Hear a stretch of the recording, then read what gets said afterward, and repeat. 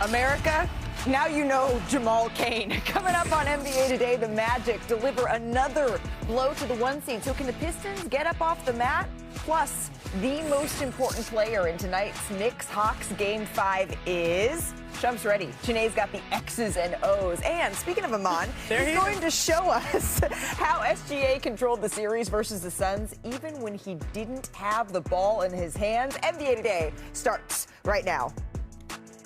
All right, some golf claps. The Thunder, they're the first team to advance to the second round. Anyone surprised? Nope. No. All right, they're the odds-on favorites to win it all. On the other side, though, the East is about to get flipped on its head. Janae, this is wild. Detroit has been pushed to the brink by the 8th seed, the Orlando Magic. Orlando Magic. It's a little bit of a bop, though, guys. Early in the first quarter, Cade Cunningham, this is a theme, Janae. He turns it over, and here come the Orlando Magic. Yeah, from the jump, the defense was active and led their offense. They're playing and they're flexing on them. What do we say about turnovers? 1 minute later, turns it over again here, Shump. Are we doing this in VHS mode? I love it. VHS mode. For the kids out there, that means... It's a tape, okay? To the second quarter we go. Cade Cunningham, he really struggled taking care of the ball in this game, Shump. He was constantly getting pressured, and he was just making costly mistakes. He had 6 turnovers in the first half. That's the most in any half of a playoff game in his career. So Detroit down 2 at the break. Magic lead by 2 here. Franz Wagner drives, but he appears, look, he grabs his right leg here. Arsham Charania has reported that it's a calf issue that he's dealing with, and his status for Game 5 is up in the air here. So Franz was ruled out, of course, for the remainder of this game. He finished with 19 points, 4 steals. But here's the game. Right here. Hey! It's a metaphor. Jalen Duren going on the court there. Yes. The series for him in one play. Dunks all over Jalen Duren. Did it remind you of something? It was a pretty incredible play. Back man. T-Mac throwing a monster dunk over the Detroit Pistons with LeBron James in attendance. Here's what LeBron had to say. What do you think of that dunk, man, on the court? Man, that dunk was ridiculous. So you can apply the same thing last night here.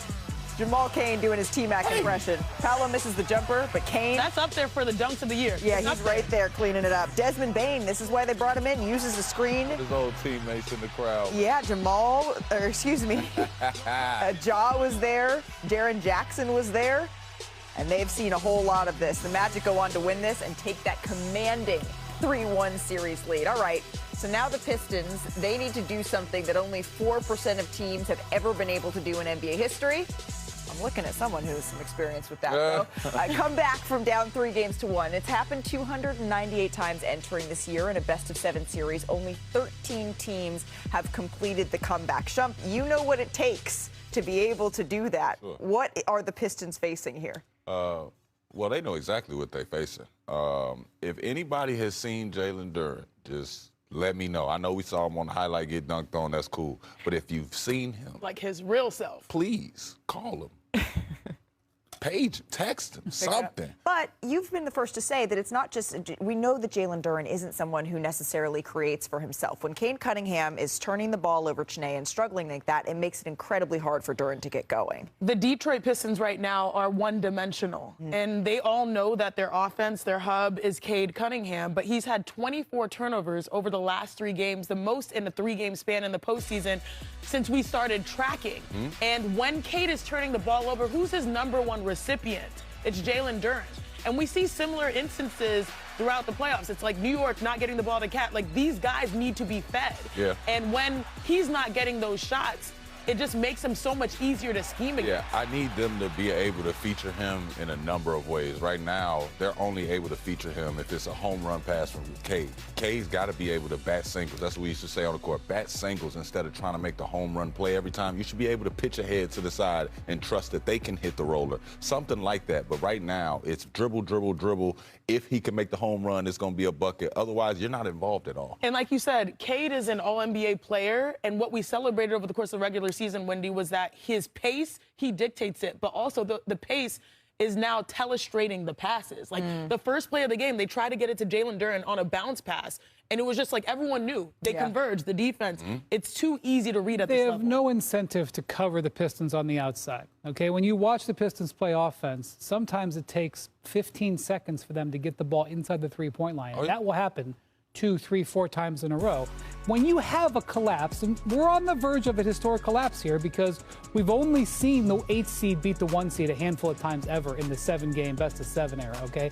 When you see a collapse, it requires several different things to come together. And let's acknowledge that the Magic are playing excellent defense. Wow. They are playing high-level intensity, confident, on a string together defense. Right. But it's also the fact that the Pistons' weakness, which is that they can't spread the floor and they don't have multiple ball handlers, is crashing down on them. There's 4 guys standing in the paint watching Cade Cunningham try to run into that wall. It's not working. But they're also getting punked, though. Because that's what I'm saying. The whole year, Detroit has been physical. They've been in your face. They will send multiple defenders at you. Yeah, all of a sudden, it's like, where are the big eyes coming from? Where's all these 50-50 balls that's laying around? You see 3, 4 Magic players flying on the floor. Where's that? I just want to know where it's at. The whole year I was confident in y'all. Y'all go out here now and it's like everybody looking around and looking to be saved. It ain't no cake coming. Well, the Magic are also in 2026 defeating a playoff team by scoring 94 points and only shooting 33% from the field. But again, it's a how bad do you want it on a possession-by-possession basis. Yep. And I was looking at this, and you look at the seeds. Seeds don't matter in this instance because the playoffs are more so about matchups. If you take Paolo Banchero and Cade Cunningham, they're very similar physically. They bring the ball up, they can score and create for themselves. Now you remove that. Let's say that's neutralized. The second tier is outplaying the Orlando Magic. That second tier is outplaying Detroit's second tier.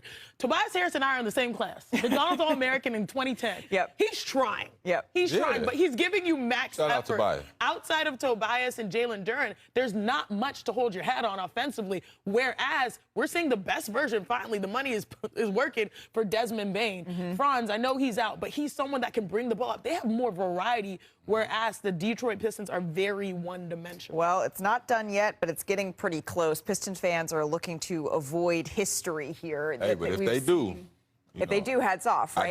I just didn't want them to have to play the Knicks. You know, the Knicks couldn't figure Detroit out. But Orlando, if y'all gonna do it for us, go figure that out. Let's take a walk down memory lane here. The last 1 seed to go down 3-1 in a first-round series, it was the Bucks. Remember that 56-point eruption from Jimmy Butler in Game 4? So the Heat, they went on to beat the Bucks in 5 games on the way to the NBA Finals in the bubble. Now, Detroit is the third 60-win team to go down 3 games to 1. Yep. The 2011 Spurs, the Grizzlies, and the 2007 Mavs against who? Oh, yeah, it was the We Believe Warriors. Both of those teams, they were eventually eliminated by the 8 seeds. But how about some hope, right? Please. The Pistons, the last ones to rally.